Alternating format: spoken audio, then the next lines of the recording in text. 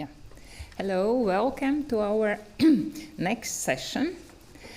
And this session will deal with biopolitics and biodigital poetics. How politics goes together with poetics, let's see. Our first presenter will be Park Ji-jin, and she is artist and researcher. She obtained master's degree at the City University of Hong Kong, and she lives and works in Hong Kong, and currently is finishing her first year of doctoral study. Her research interests include urban ecology, more than humans, and plant sociality. And her works have been exhibited in Seoul, Hong Kong, and Zurich. Welcome, Park Ji-jin, and the floor is yours. Hello, can you hear me well? Yes, very well. Okay, then I'll start to share my screen.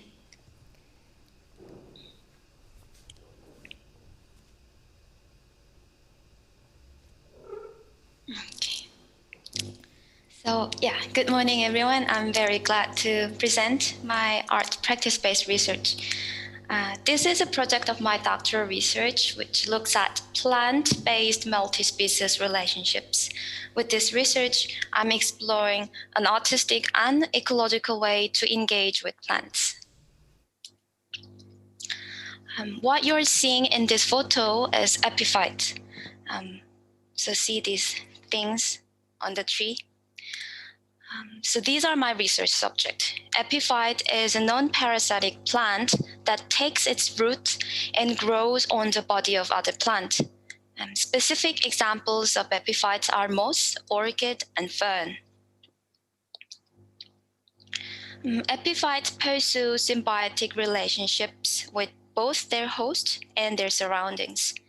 Epiphytes are structurally dependent on the host, but does not harm the host. Epiphyte's vascular system contributes to hydrology of its habitat, as well as create habitats for other species, which bring benefits to the host tree.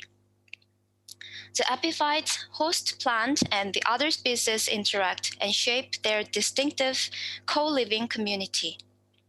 I found it very interesting that symbiotic relationship of plants creates multi-species community, and it grows into ecological sociality. I start to expand this ecological sociality to the current situation of human species and ecological crisis. If nature is a host plant, then the human have acted like parasitic plants that conquer and destroy the host. In other words, the multi-species relationships that humans have formed is destructive to other entities rather than symbiotic. In contrast, epiphytes' multi-species relationships pursue symbiotic cohabitation without competing, governing, or conquering others. Mancuso's word that I have quoted here, symbiotic relationship, is fundamental for all forms of life on the planet.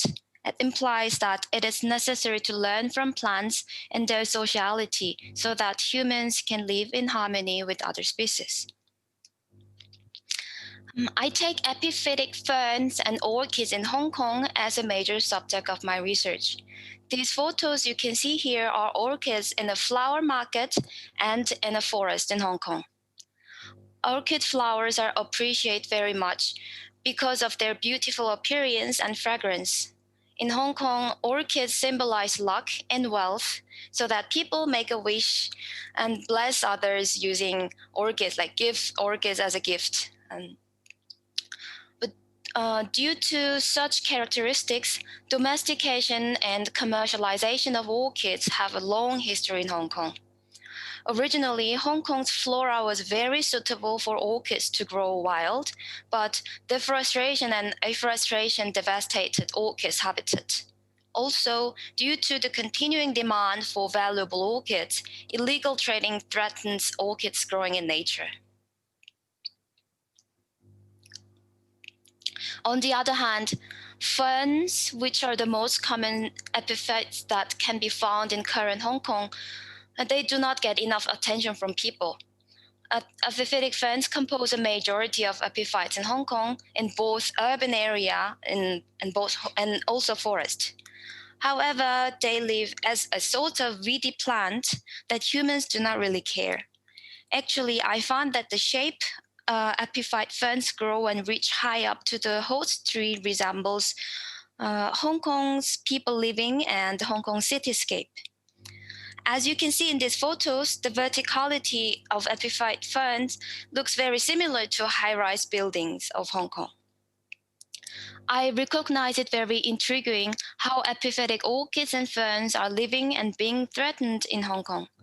One is being endangered because of human appreciation, while the other is being neglected but stay close to human beings. So I began with questioning the meaning of habitat. I wanted to explore my surrounding environment and realize it as habitat where all living beings are sharing. The most significant aspect was reflecting parasitic behaviors of me as a human being and shading off a line that separates urban and nature.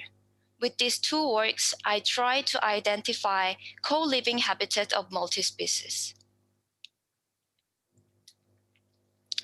And the next step was identifying myself as a member of multi-species. I tried to explore what it means to be a part of multi-species community.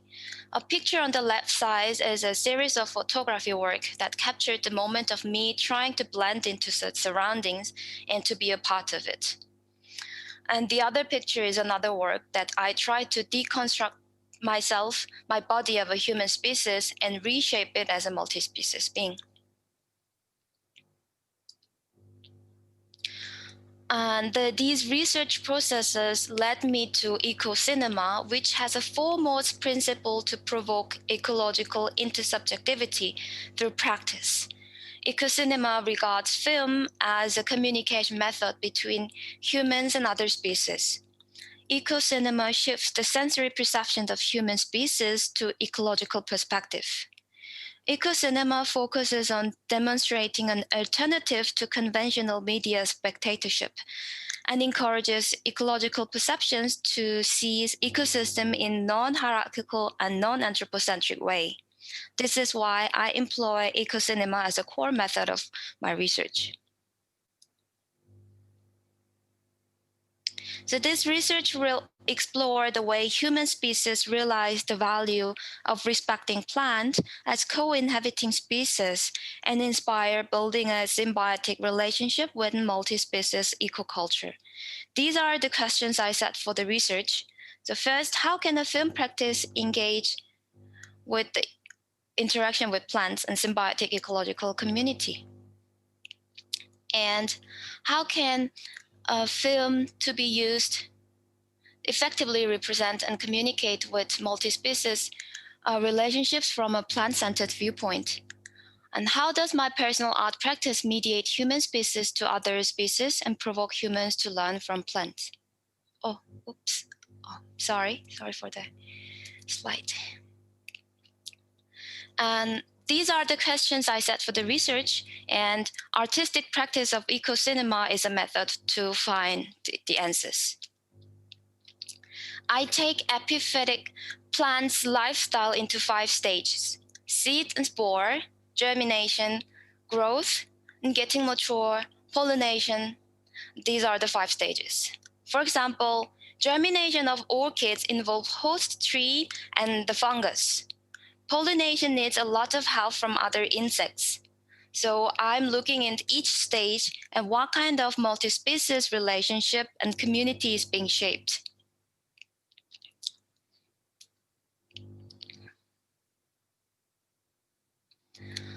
These are the process of my recent research about pollination. On the left side, the ants are crawling into the orchid flowers and then try to pollinate. And on the right side, here you can see this is a pollen of this small tiny orchid flower, and then this fly is carrying it. I'm combining filming and basic ethnographic methods such as long-term observation and drawing. So with these practices, I find my relationship with these plants are changing as well. Currently, deconstructing human gaze is the biggest challenge for me. Eco-cinema recognized that the way nature speaks to the camera is different from the humans. However, the way how I look at plant through lens certainly takes human gaze. For example, here, these close-up shots, I can call it as a close-up shots, but I found it as a very human and filming way of describing, because it's just a close-up for humans, but not for them. So for these plants and the ants, insects here, or the molecular or micro level that exist, then this close-up shot wouldn't be a close-up anymore. So for sure, the way plants sense and respond to the surrounding is different from the way of humans. So my goal is now to challenge, deconstruct human gaze and represent plant perception, and how to visualize how the plants actually sense the world.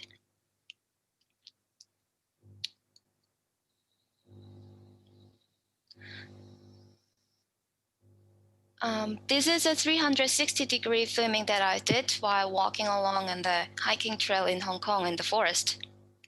As you can see, there are lots of epiphytes growing up in these big trees here and there.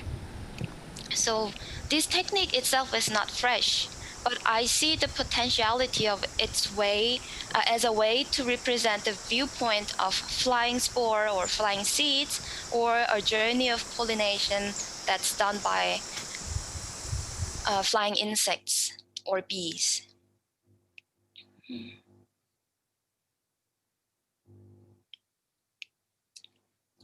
Also, LiDAR scan is a way I plan to examine. LiDAR scan is a kind of 3D scanning that produces a 3D data of environment with tremendous amount of points. As the scanned data is composed by points, it is possible to turn over perspective by reversing the structure or taking a further perspective. For example, here on the right side, this is a reference that I took. So on the upper side, that shows the 3D scan data when we get closer. But the downside here, that shows the viewpoint from the further back. And one example is this work from a visiting school program workshop from Ottawa. The workshop scanned the surrounding environment and reconstruct the scene by taking out the inner points to outside and putting the point that formed the surface inside, so that they deconstruct the human eyesight. So far, by observing epiphytic plants both in the urban area and the forest, I get more interested in questioning human and plant interactions within multi-species. Donna Haraway already introduced a companion species like a few decades ago. But in this case, do human species actually understand plant as a companion species? Are we just using as a gardening plant to decorate indoor? Or would plants acknowledge human species as companions? And I'm very excited to see how my relationship with plants will be changed within this research. So as my research is still at the relatively beginning stage, I'm looking forward to working with plants and finding answers for my questions. So yeah, that's the end of my presentation. Thank you. Very much for being very time-wise and for the great presentation. So far, we have... Oh, yes, we have a question from Rassa Schmitte. It's a great research project, and I like your approach of using 360-degree imaging, that you are a spore or similar. But how do you see yourself as an artist or human to engage with the plants? Yeah, that's a question that I have from the beginning until now, and I think I will have this question till the end of my research. And there was quite a moment that I need to take time to think what my role is here. But I cannot deny the fact that I'm also a human being. So that's why I try to deconstruct myself as a human being, or try to be involved in other species. And so far now, I have the answer that I cannot not being a human. I'm still human. So as an artist, I try to connect the multi-species community and the nature to the human being using my practice. So as a mediator, that's how I see myself at this moment, but that might change. Thank you. Next question. How is your approach to eco-cinema different from a nature documentary? So nature documentary has, in my opinion, it has a certain goal that, for example, to give a scientific information to the audience, or try to describe how it looks from the outside view using lens. And the eco-cinema is actually really, as I explained in my slide, so it has the principle and the priority to be involved in the ecosystem and try to see the world in a non-hierarchical way. So that's a kind of theoretical difference in the approach with using the camera lens. Thank you. And as a third question, you mentioned that you think you'll you will change your relation to plant over the research. How you will measure it that it is changed? How will you know it has changed? So I'm taking a daily journal whenever I go outside as a field note, and using different forms. I sometimes just write a lot, or I use draw. So for now, that's a kind of qualitative data that I'm having to observe myself or reflect myself. But if you talking about measuring in a kind of using numbers, or then at the moment I have to say I don't have very specific idea for that. But looking at my writings, that would show the difference, I think. Yeah, thank you. And my personal thank you for sharing your idea about epiphytes. And maybe this metaphor can help us humans to develop better biopolitics in future. I really appreciated your presentation. Thank you. Thank you very much. Thank you. And now we will have our next presenter, Michal MITRO. And our technical staff is giving your floor.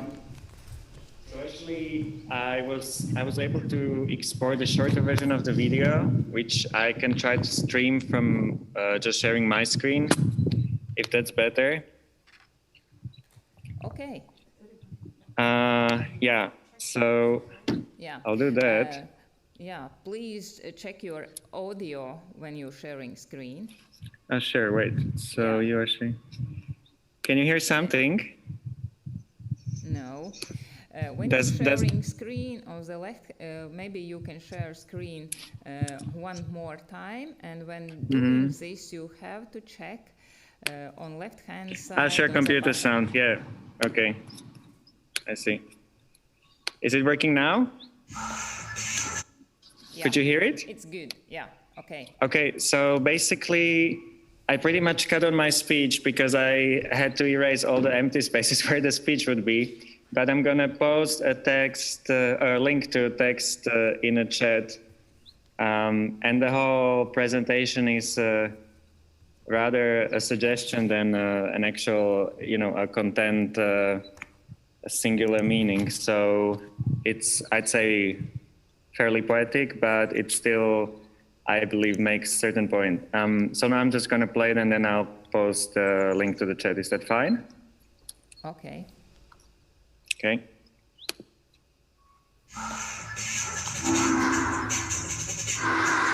Who lasts? Glass lasts. Who lasts? Glass lasts. Who lasts longest? Grass lasts longest.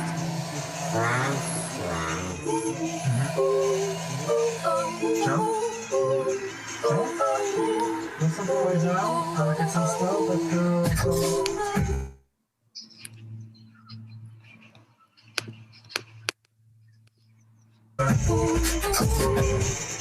Let more wax. no, na čo s ním spravím, no. A tak asi nie. Tak áno, na to naleto vám ho netreba ešte zatiaľ, nie? Ako prežijete bez neho padí.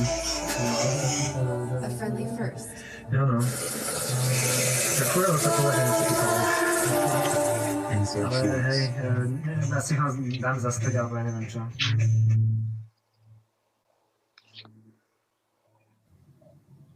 So, let's say half of the stuff is good.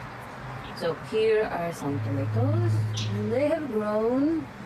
They're okay. See? Tomato. Here is paprika, but paprika, I don't know, it's somehow small still. And not a lot of paprika has really caught. More actually the tomatoes, you know? Okay, here is supposed to be a tomato, but it's dead. Yeah, here. So nothing for this. Tomato. Salad looks weird, I hope. I never grew salad, so I don't know. It looks not good, really. So, I don't know about salad. The pumpkin is really good, you see? And here was actually a seed that was not growing before. So now this is a new one. That's very nice. Okay, we have zucchini here. Zucchinis are doing fine. All these flowers are dry. They're dead, all of them. Okay. So salad was supposed to be here, but also nothing. Zucchini, I think. This is all the... I don't know if it's supposed to be... It's supposed to be big or not. Right now. No. Tu počinju... Here started the tomatoes. Paradajki. Okay. You see them? You get the picture somehow. So I would say half of the garden is doing well. Only maybe if the paprika is going to be later. Salad. Look. And zucchini probably also. And okay. So I think that's it. Chciałam zachrawkę. I don't know. Tak, Mexicański. Also the problem all the time is my lack of earth. I was trying to find a way to do it. Okay, so this is okay. Yes, I put the sticks and everything very loosely because I don't know. For now, for a few days it's going to be okay. I hope so. Yeah, this is your part. Then we have to go back. So somewhere around here is some paprika. Here is salad also. Yeah, here I put salad. Salad. You guys? Okay.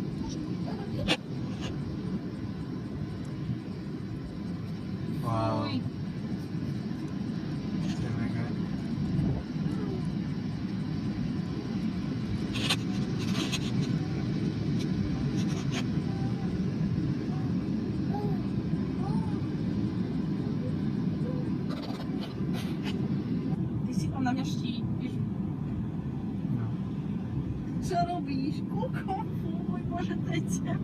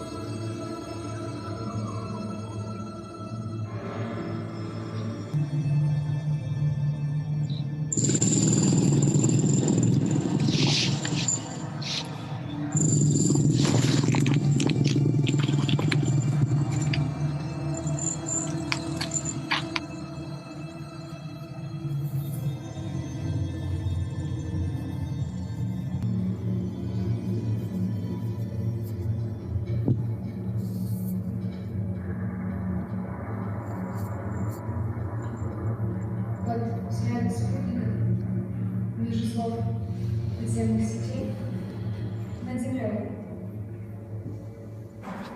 Okay, you see them? And they're somewhere around here. So we stop, and then there is zucchini and some salad, and zucchini probably also, and also I think bugs do like this. Do you see? I don't know. Here is the pumpkins. Also, the problem all the time was my lack of earth. I was trying to find a way to do it. Okay, so this is fajolki. I put the sticks and everything very loosely because, I don't know, for now, for a few days it's going to be okay, I hope. So, yeah, this is your part then. We have to go back. So, somewhere around here some paprika. Here is salad also. Yeah, here I put salad. Salad. Okay.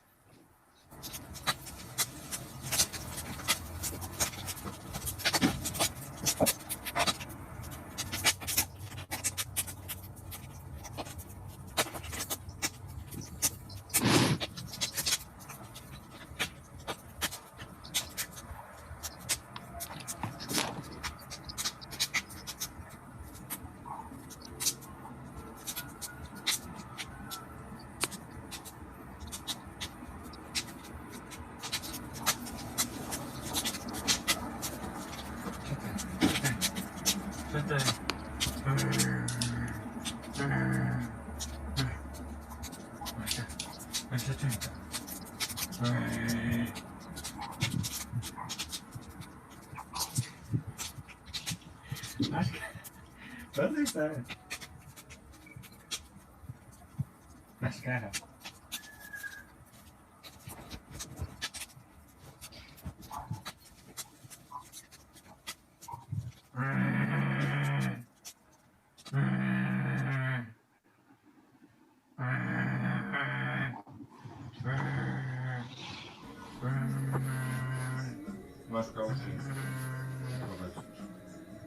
Okay, woda na to. Takie wolne. Można nie móc.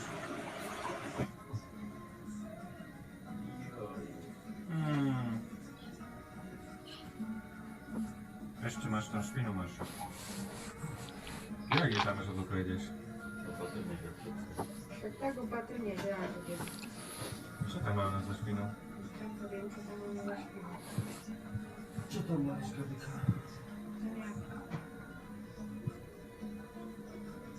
A nie da się to ulizać? Ona by się to zjadła.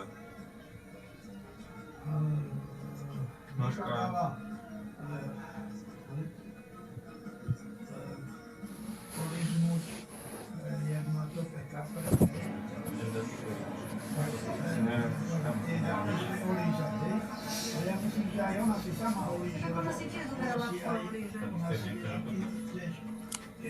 A potem jest też ciekawe pijemy.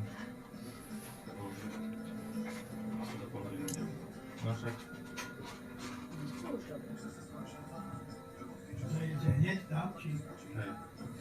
A wszak nie jedziesz tylko? Thank you, Michal. Thank you. I do apologize for getting to introduce Michal MITRO, and I'm doing it now.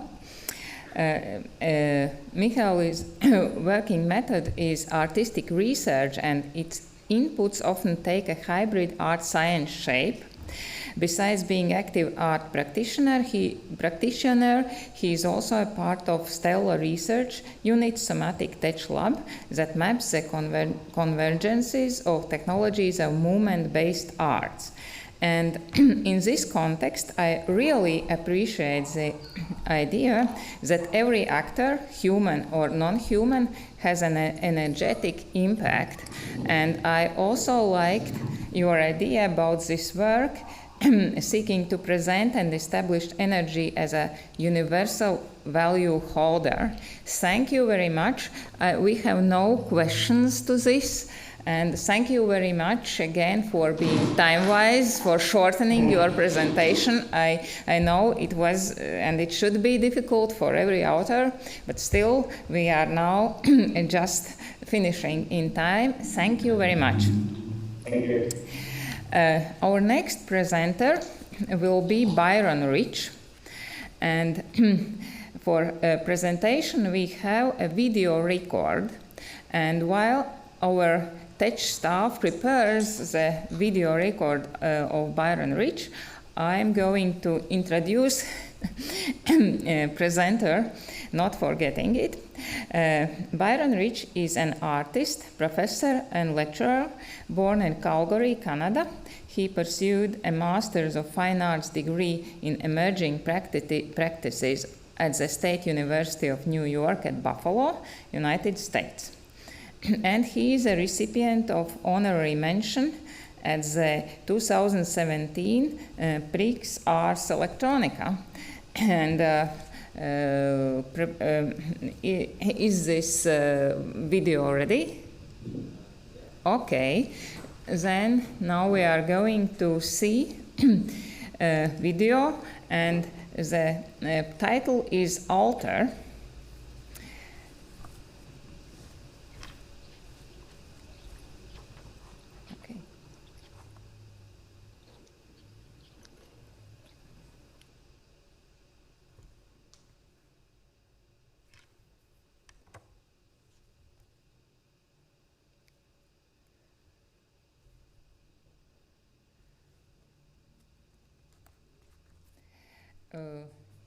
The video is coming, and I try to understand beforehand what is it about, and I found it pretty interesting. Now I am going to quote: "I raise awareness of the proliferation of endocrine disruptors, compounds that interfere with the sex hormones in the environment. Alter displays a frog that has been exposed to atrazine, a herbicide commonly used by American agricultural corporations." And this is seen as a mutation towards an intersex future. And author discusses further this introductory passage, but let's see how it develops.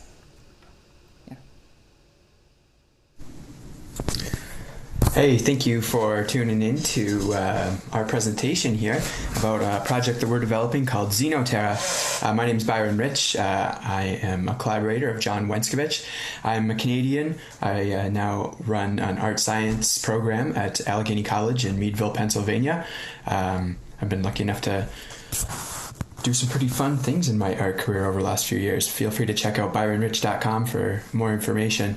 My collaborator, John Wenskovich, he's currently at Virginia Tech. He finished up his PhD in computer science about a year ago and is a faculty member down there teaching a whole bunch of cool stuff, and actually also working at the National Laboratory in Washington State. So we're going to get started on this. XENOTERRA. We're going to dive into kind of the history of the project and what it is that got us started down this kind of bizarre path.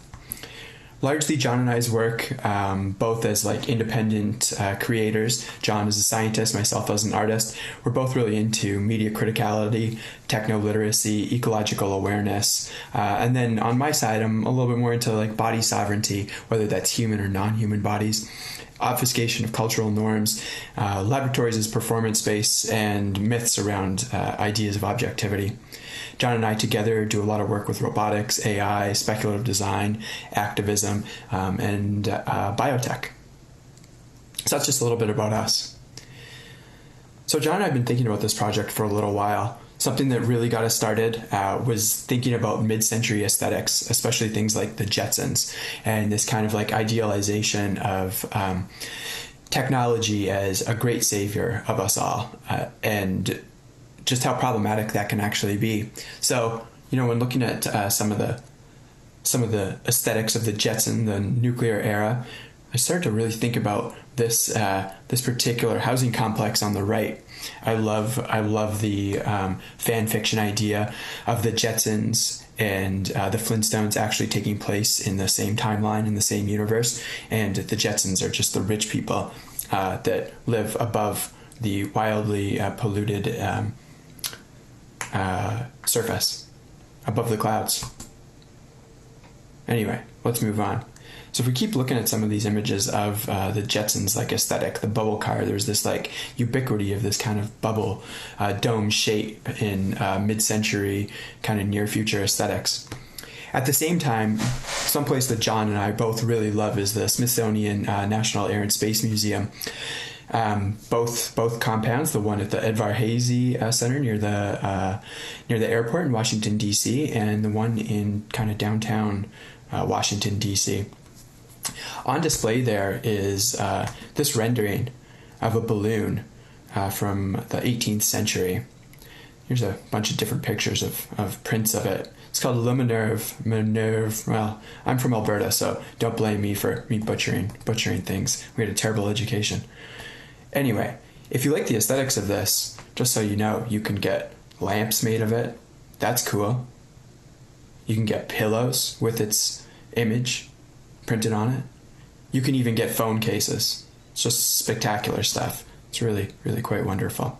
Anyway, this is a super fascinating object in my estimation, and in John's estimation. Both of us are really struck by both the aesthetics and the conceptual kind of like attitudes that it represented. The sort of like utopic idea of traveling the world in lighter than air travel, being able to explore new regions and see new things. There's an optimism about it that was really wonderful. As they say at the Smithsonian, there was a general sense that the colorful globes marked the beginning of a new age in which science and technology would effect startling change. The results and implications of the revolution in physics and chemistry underway for over a century were largely unknown outside an elite circle of privileged cognoscenti. The balloon was unmistakable proof that a deeper understanding of nature could produce what looked very much like a miracle. What else was one to think a contrivance that would carry people into the sky? So it's kind of a lovely utopian idea that they're getting at.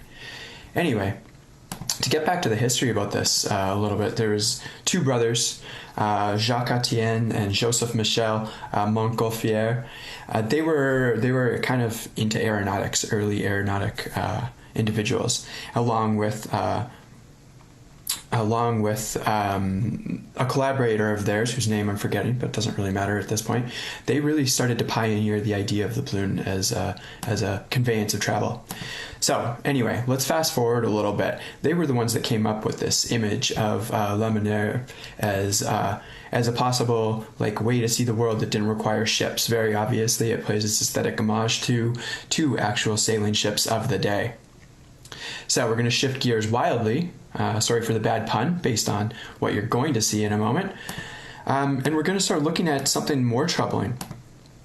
That being techno-solutionism as a mechanism for social change in the 21st century.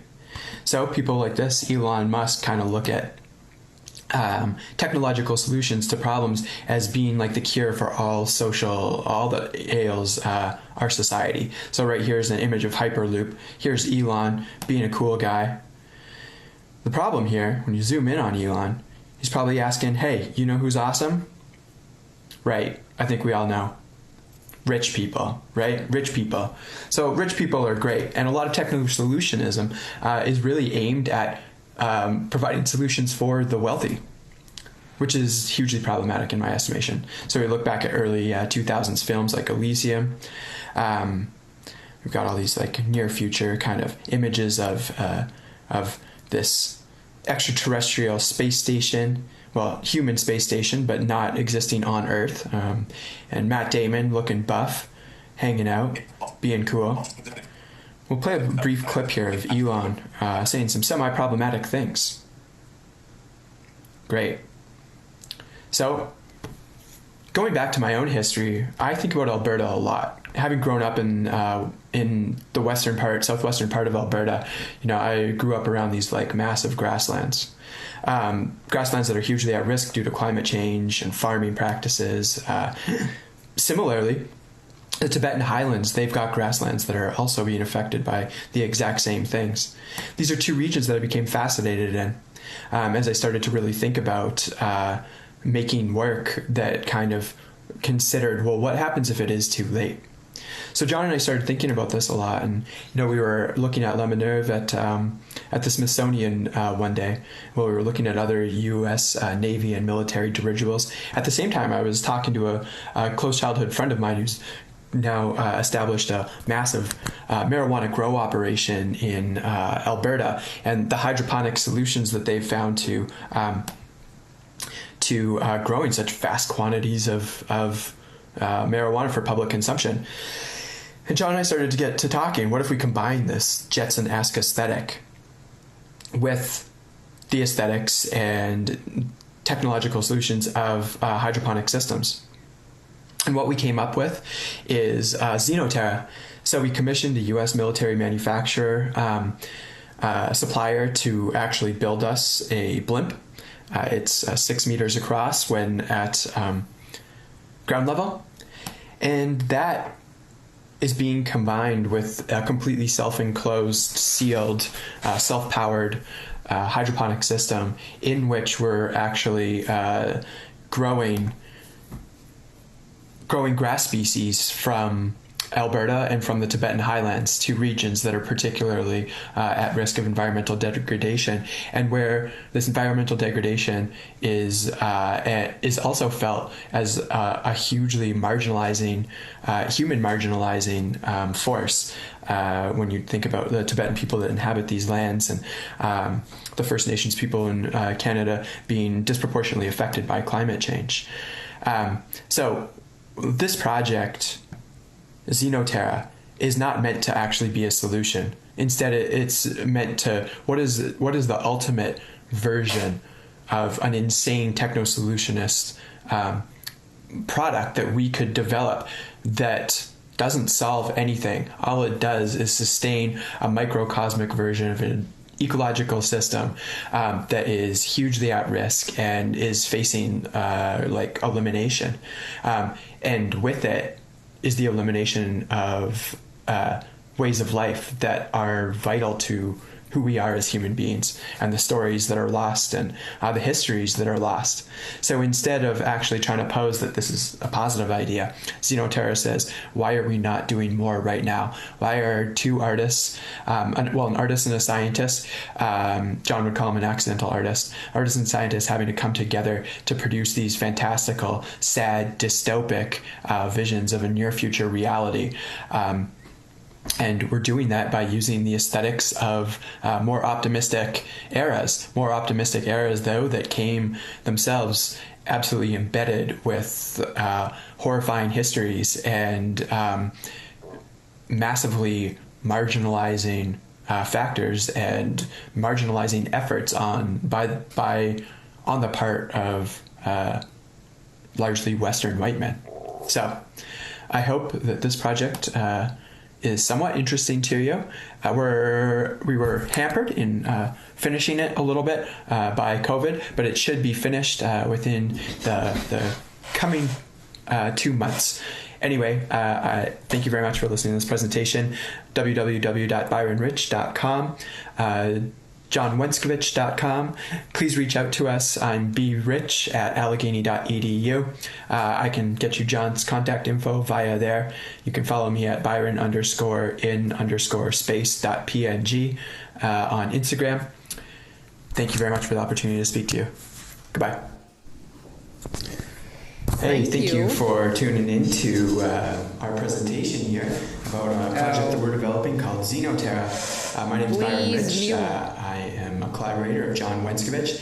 I'm a Canadian. I now run an art science program. Yeah, thank you, technical staff, but this presentation turned our panel towards more artistic and unpredictable side, because instead of author, I was acquainted in this program of festival. Author showed another project. Of course, it was very nice, but somehow I think unpredictability is also something nice. And as Rasta said, a little chaos could be very creative. With this in mind, I would like to introduce next speaker, Sally McIntyre. And Sally is a New Zealand-based artist and poet, writer, experimental audio maker. Sally has degrees in English literature and art history from Canterbury University and the University of Otago. And she has worked in independent radio programming since 1996 and has performed, broadcast, and exhibited her sound and transmission projects extensively in the UK, Germany, Australia, and the US, and of course, New Zealand. Yeah, I already see the presentation, and the floor is yours. Thank you so much. Can everyone hear me? Yes, yes. Yeah, great, yes, great. Thank you so much. Thanks so much. It's quite late. Well, it's not too late. It's about 8:30 at night here in Melbourne, so I'm in a bit of a different time zone. But I'd like to thank the organisers for accepting this talk. And I'll try, it might go on a bit long, so definitely signal to me if it does. So this is called A Small Radius of Listening Within the Dead Silence of the Static Archive, recollecting Andreas Reischek, and that should become clear a little bit as I keep going. So I'll just...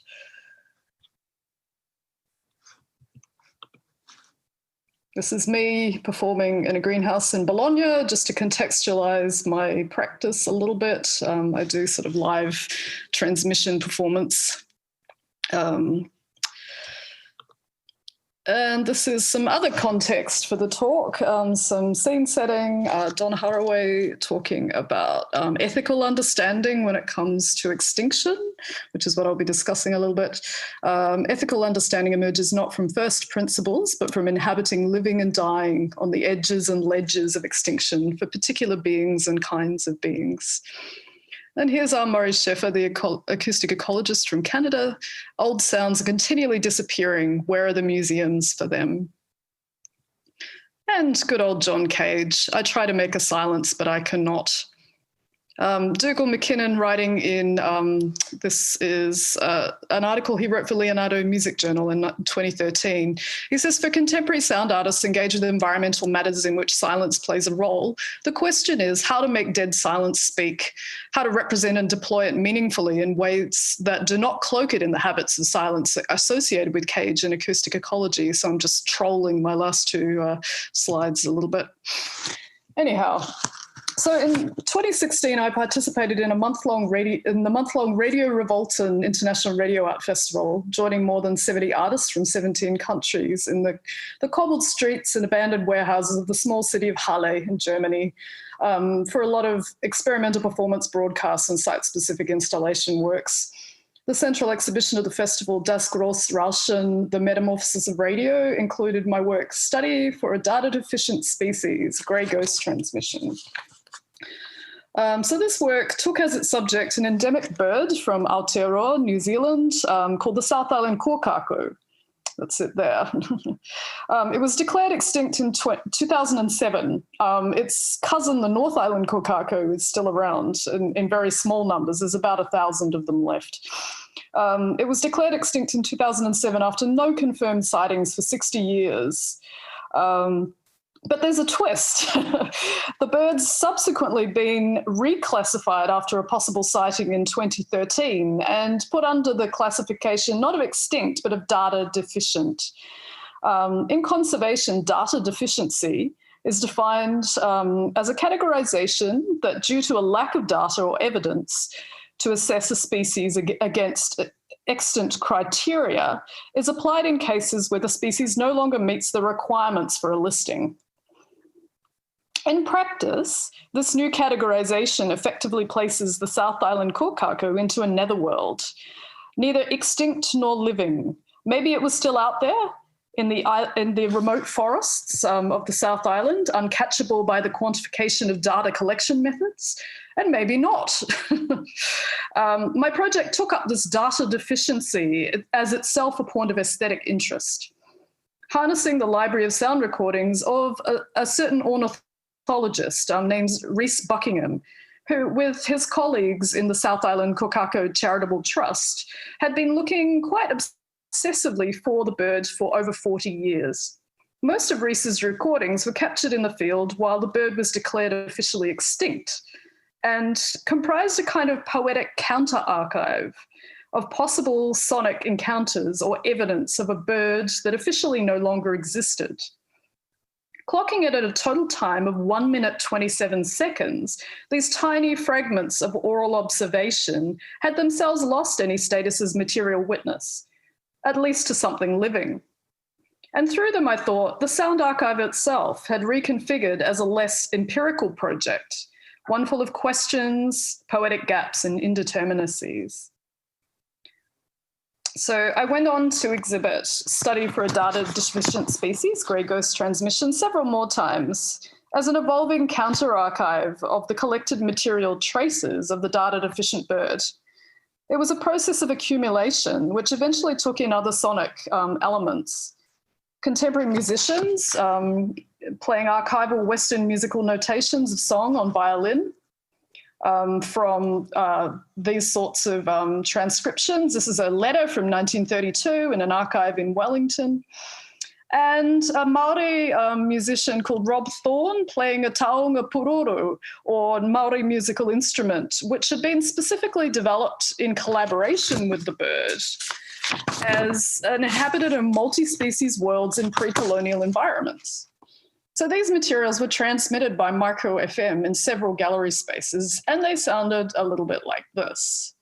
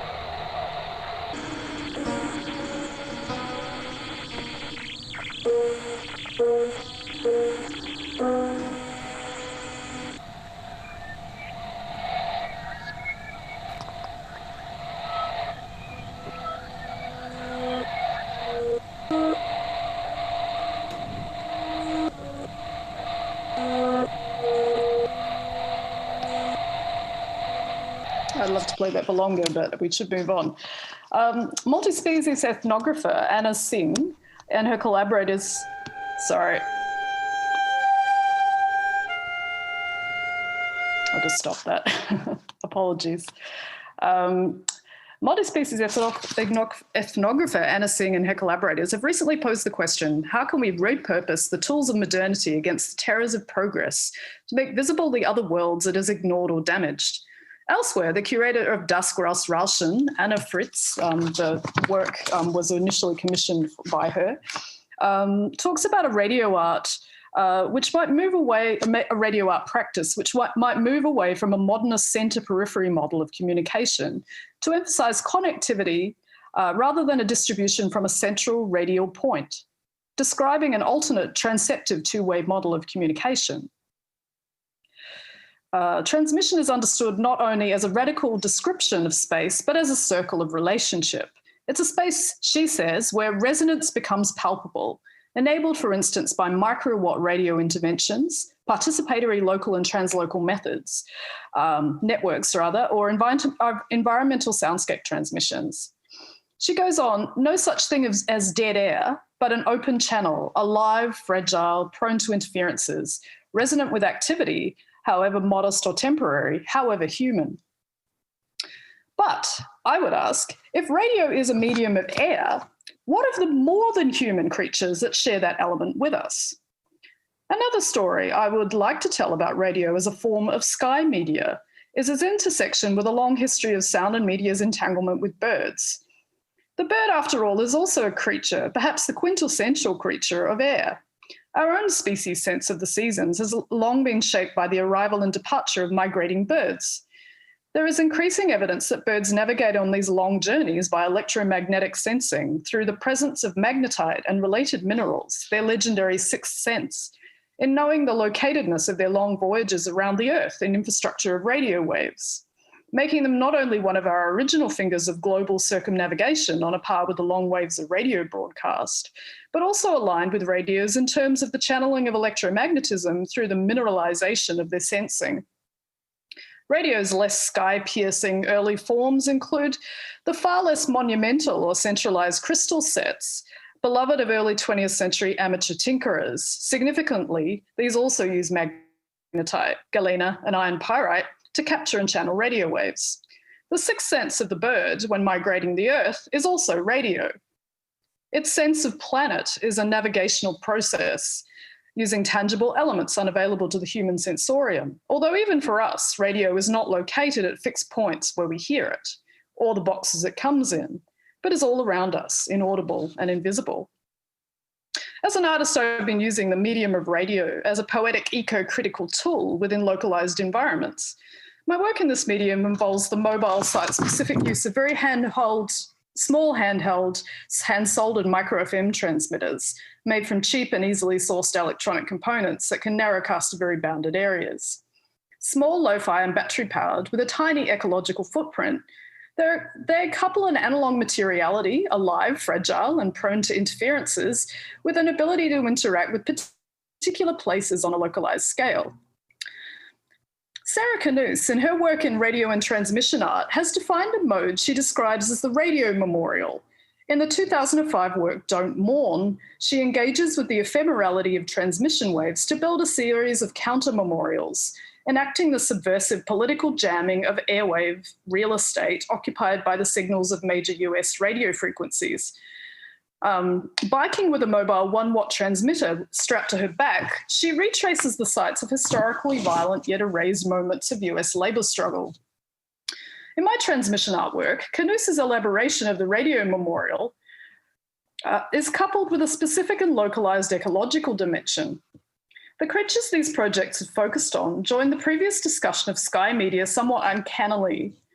Hardly denizens of the air, they are birds that are mostly flightless and mostly extinct. They are or were among the most vulnerable of Aotearoa's unique avifauna, or bird biota, numbered among those who could not survive the onslaught of introduced mammals brought in by acclimatization societies and the whole-scale burn-off of their complex multi-canopy forest worlds in the mid to late 19th century, as part of the corrosive progress narratives of the settler colonial project. The explicit Darwinism of the era saw this process as naturalised, one strata of endemic life giving way to a more robust introduced European one, in ways which notably had their analogues in concurrent anthropological narratives around the treatment of Maori people. The birds were accordingly subject to predatory collection practices in the wider service of the construction of a taxonomical database. Many of the species of birds which went extinct in this period are well represented in Victorian-era bird collections, not only in New Zealand itself, but globally. While in Germany in 2016 for the Radio Revolten Festival, I took time out to visit one of the largest of these collections, those of Andreas Reichek, located in the Natural History Museum in Vienna. Sorry, just moving on. This is him here. Reichek was an Austrian taxidermist born in Linz. who travelled Aotearoa, New Zealand in 1877, and the next 12 years travelling the country, amassing what biographer and historian Michael King describes as a near complete collection of New Zealand bird specimens, the largest to ever travel to Europe. That data extends into a predatory capitalist bio-extraction, and it's worth looking at the numbers. The number of specimens the Vienna Imperial Museum eventually acquired included 453 ethnological, 2,278 ornithological, 120 mammals, 8,000 fishes and reptiles, and 2,046 plants. A library of life which is now much more complete than what remains within the landscapes of Aotearoa, which, as biologist Jared Diamond wrote, no longer has an avifauna, only the wreckage of one. One of the themes of collecting described by Elsner and Cardinal is the urge to erect a permanent and complete system against the destructiveness of time. My encounter with Reischek's collection involved 2 days of sitting within such classical inert temporality with extinct bird specimens kindly retrieved from the vault for me by ornithological curator Anita Gamouf. It was a depressing and moving experience, which I won't go into here, including subjecting the dead to further spectacle through visual representation, save that it included meeting 5 South Island kōkako and encounters with other charismatic extinct species such as the huia. Reischek's cataloguing imperatives had amassed a collection of 212 pairs of huia. That's 425 birds. How is a sound artist to find an ethics of representation to take such histories out of the dead silences of the pre-digital archive and museum and to recognise them again as members of place-specific multi-species worlds? Part of a lost commons of life, no longer extant as song, in the lands or whenua of Aotearoa. It's here my recourse to microtransmission as a form extends the medium's potential for a minor literature of transmission into the ecological. The first of these critical transmission projects was called Collected Silences for Lord Rothschild, and it was in 2012. It involved the inaudible transmission of the silence of specimens of 2 species of birds recorded in the extinct bird cabinets of the Museum of New Zealand, Papa Tongarewa, which were narrowcast by Mini FM transmission to a bush track on the offshore eco sanctuary Kapiti Island. It was subsequently exhibited as a sonic counter archive.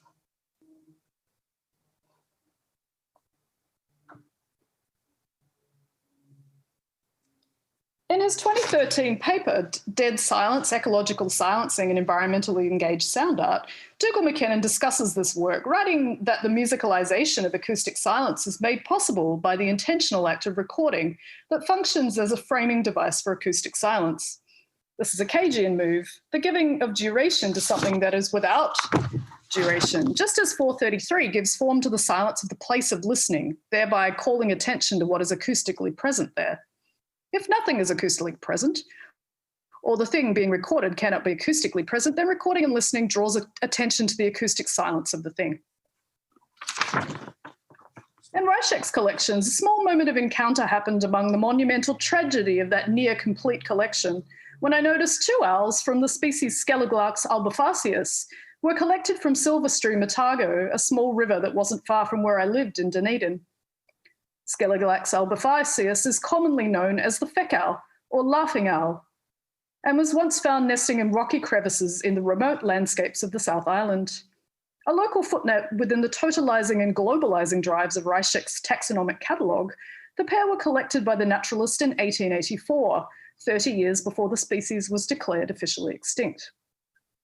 The sounds of the bird were never recorded, but have an evocative trace in the written literature. As you can see, a series of doleful shrieks, a prolonged cack that could be heard incessantly on rainy nights and which was similar to the call of the mottled petrel. It sounded like the yelping of a young dog, these kinds of things. Within that encounter, I developed a work called Twin Signals at Silverstream, fragments of a landscape for specimens 50766 and 56767, which was exhibited at the Blue Oyster Contemporary Art Space in late 2018 as part of a group exhibition called Trace Music, curated by the New Zealand experimental music label MFMP. As I wrote at the time, the work listened into the global flows of colonial extractive economies via two minor silences present as traces in the landscape, and utilized micro-radio transmission as a conduit for speculative forms of sonic repatriation. Following the speculation that perhaps even the smallest ecocides are accumulative, leaving forms of violence as traces still present, if invisibly and audibly, in environments. In the museum in Vienna, the two specimens were recorded as silences. Returning to New Zealand with these recordings meant not only retracing, but reversing the geographic route and that the physical owls had taken 130 years previously. Inverting Reichek's own journey from Aotearoa to Europe and the one-way flow of extraction, bioextraction. The silences of the Viennese specimens were then transmitted back in October 2018 to a scattering of small radios placed between the rocks at Silver Stream, where the physical owls were originally located, killed, and their bodies collected. The performance was without human listeners and was re-recorded to include the sounds of the natural site. I probably don't have time to play it, sorry. In their second transmission in the gallery, these recordings were sent into the airwaves through two hand-built transmitters. During the exhibition, the two owls were perpetually narrowcast to the bounded area of the space on the terrestrial FM frequency of the Austrian Broadcasting Corporation, 87.6 FM, and the FM frequency of New Zealand Radio National, 101.4 FM. The microcast owl silences, frequencies, acted as jammers within the small radius of listening represented by the exhibition space, allowing visitors to tune in or out on radios. Through the insubstantial and fleeting noise-infused signal and minor politics of micro-radio, the dead silence of the static archive in which nature is understood as a series of objects to be deciphered and catalogued took flight as a ghostly presence.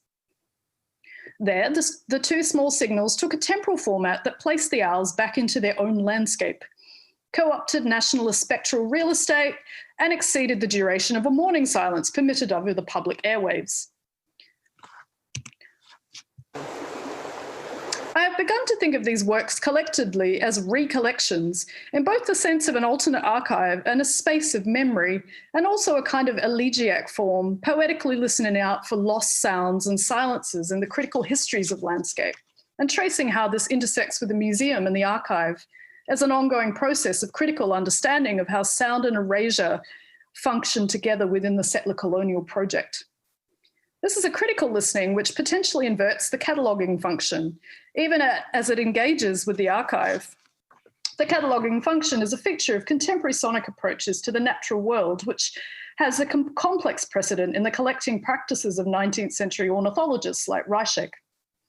What social historian of science and technology Amy Fletcher identifies as the paradox at the center of soundscape ecology and the digitalization of nature broadly defined, namely, can we be sure that the amassing of these sounds, however important in a scientific ecological sense, won't finally enable a museum of lost sounds, further disconnecting us from anything approximating real nature or wilderness?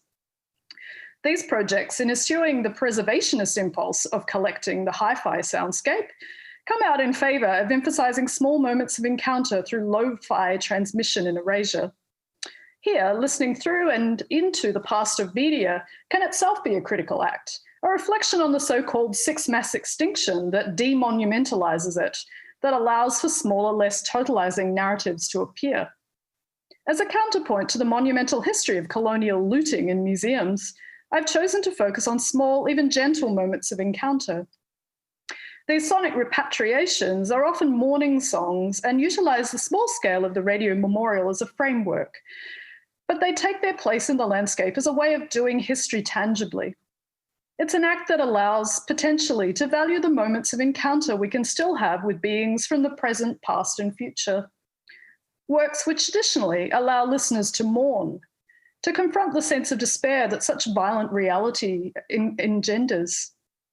As Anna Friis says, no such thing as dead air, but an open channel, instead alive, fragile, prone to interferences, resonant with activity, however modest or temporary, however human. And I would add, however non-human. Thank you.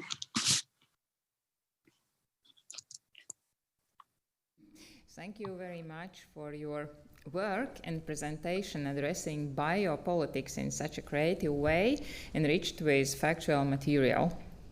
And thank you for joining us despite of this huge time difference. Thank you. Yeah, and we are running out of our sessions, not only presentations time, therefore I have to introduce our last speakers, Adesola, AKINLEYE, and Gonzalo, PRECIADO-AZANZA. Do you hear me? I hope. Yeah, I hear you. And for the audiences, I would like to say, let's dance together with Adesola AKINLEYE, choreographer, artist. Sorry? I can't share my screen. It is already happening. And Adesola is artist scholar, and she is Teatrum Mundi fellow. And Gonzalo is international dancer, choreographer, researcher, and author. The floor is yours now. You shall start, yeah. Do you hear me? Yeah. Yeah. Okay, I'm going to share my screen.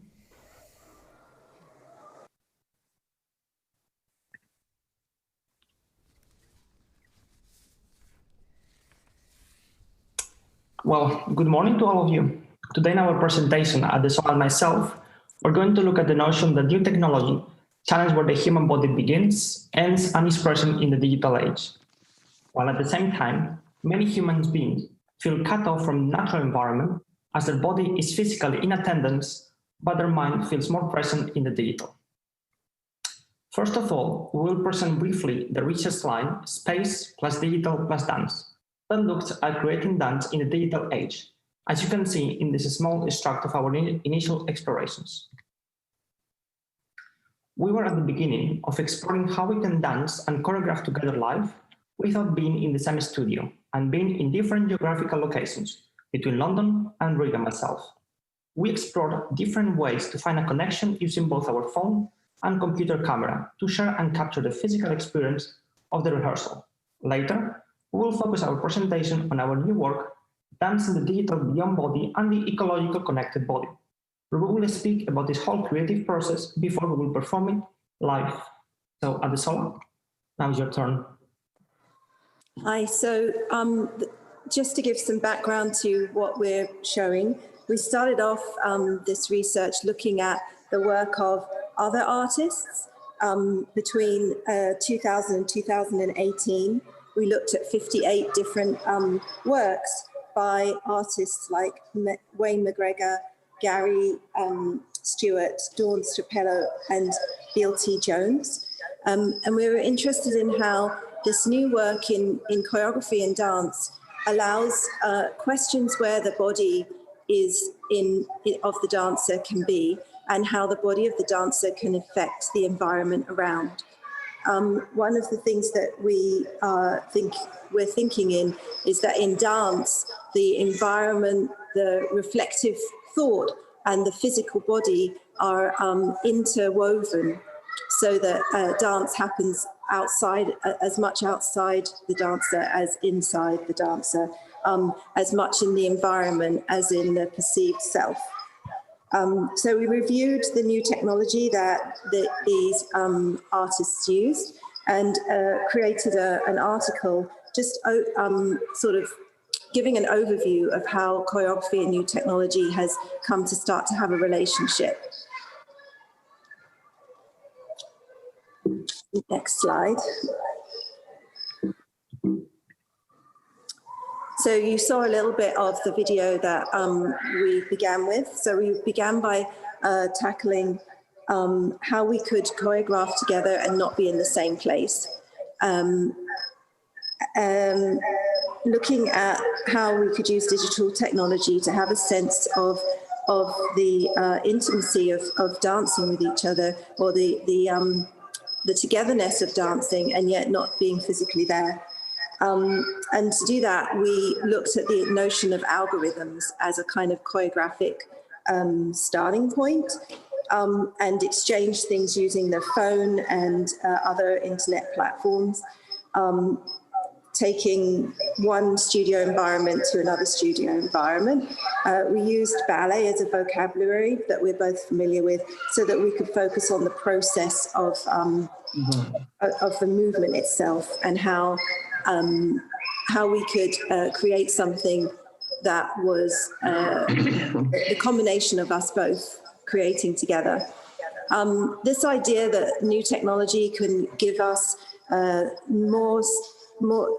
different sense of the sensual and the tactile is something that Bill T. Jones discusses a little bit in his work. And we're just going to show you a tiny bit of him talking about that. I come in today as a dancing human. My collaborator is a machine that doesn't really know what a dancing human is. So this project came about, and I guess it's so much more of an experiment than a project because we don't know what is about to happen here or what we're going to get out of this. But, you know, we wanted to see what would happen when you put someone like Bill, a National Medal of the Arts honoree, a MacArthur Fellow, a 2-time Tony winner. What happens when you put a technology like PoseNet in the hands of an artist of that caliber? So there is there's an interest in dance and choreography in new technology and how that informs choreography. But we're also particularly interested in how new technology how we avoid the physicality of being in a place, being lost in the creation of art, dance art. So the research that we're going to share with you now is the beginning of this work that we're doing, where we've taken fractal geometry as a kind of starting place in terms of the creation of movement. But our main goal is an interest in how the physicality of the body in many people is sort of cut off from the natural environment around them. So we're looking at how we can choreograph from two different aspects. One, how we can be share each other's presence when we're not physically present, as a metaphor for how we can, a wider metaphor for how we can be sensitive to the things that we're not necessarily aware of, particularly in the environment, how we don't need necessarily to focus so much on proving something's there, but on the wherewithal for believing it through a sensory feedback. So that idea of being togetherness is something that we're exploring from these different perspectives of being in different places and yet still somehow being together. And then from a kind of creation of movement perspective, looking at fractal geometry as a starting point for the creation of movement. So the challenges of this project, we feel mirror the challenges of how, in a larger picture, how we understand what togetherness is and how we understand what collaboration is with our environment, with each other, with the narratives of our lives.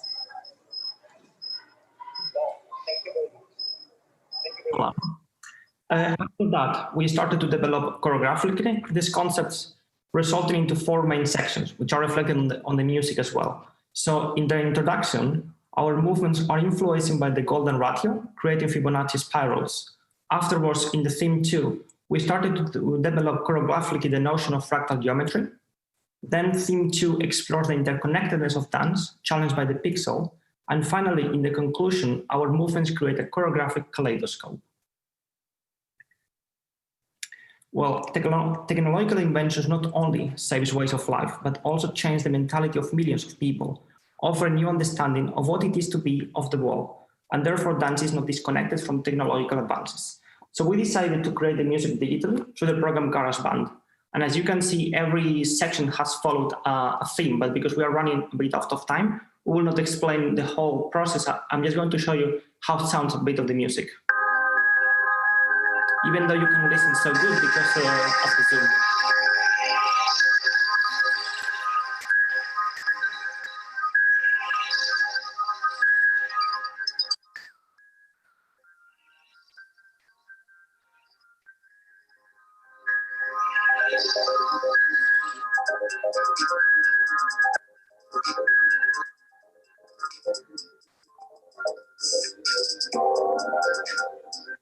Yeah, so you can have an idea. Well, to create our piece, we have also used the digital media software Isadora. This creativity server allows artists to build interactive live performances and installations. It was first released in 2002 by Mark Cornelio, who is also the co-founder of Troika Ranch. Together with the choreographer Don Stopiello, they created a dance company that performs hybrid artworks, exploring the moving body and its relationship to technology. And now, Adesola, you can explain a bit of the process. Yeah, so what is really important to us is that what we're sharing with you now is live. So I'm live in London and Gonzalo's live in Riga. So we're very far apart from each other, but this idea of how we can dance together through the digital technology is what we're experimenting with right now. We're using, as Gonzalo said, we're using Isadora to help us bring the images together, and we're using Skype as a way of being able to see and hear each other. So I think we're ready. Then, audition.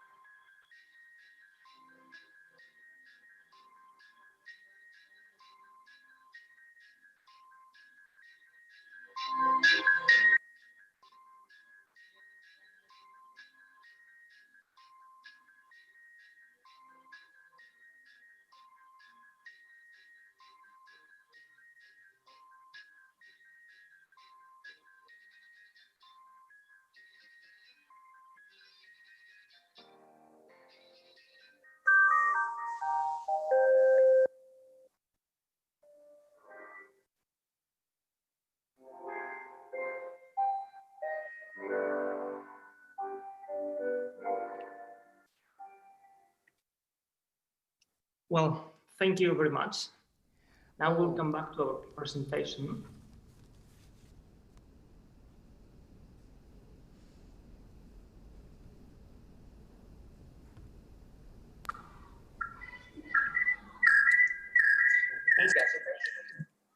As a conclusion, we would like to say that this piece acts like a living organism, where Adesola acted as a human, I acted as the frame, while the environment became a body itself, and the role of environment is alive and interactional, while the role of the creator is currently witnessing of the moment of the performance.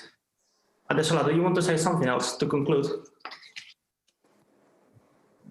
No, I think that's our kind of that's our thing that we feel from the heart, which is these kind of living organisms, how they interact and live together through the doing of the dancing. We're exploring that. So in a sense, the exploration or the data is in the movement and the doing of the movement.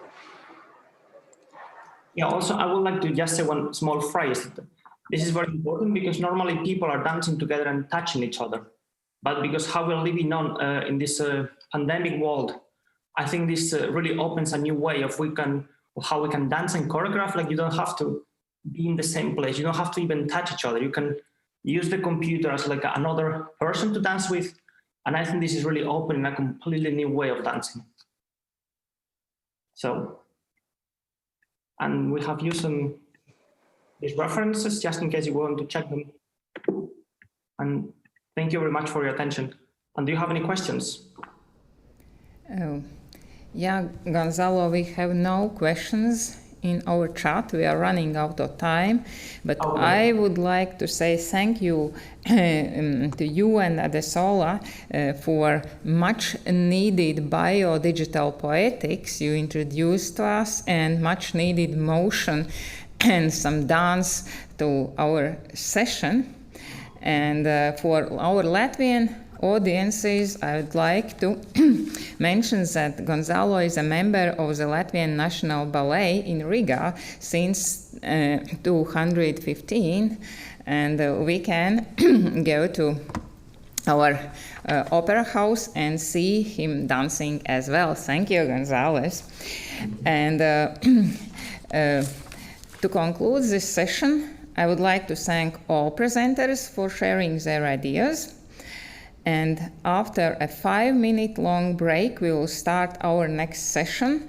And moderator will be MITRO. And this session is called Biosensing and Ecosystematic Perspective. We'll be back in 5 minutes. Thank you all. Thank you.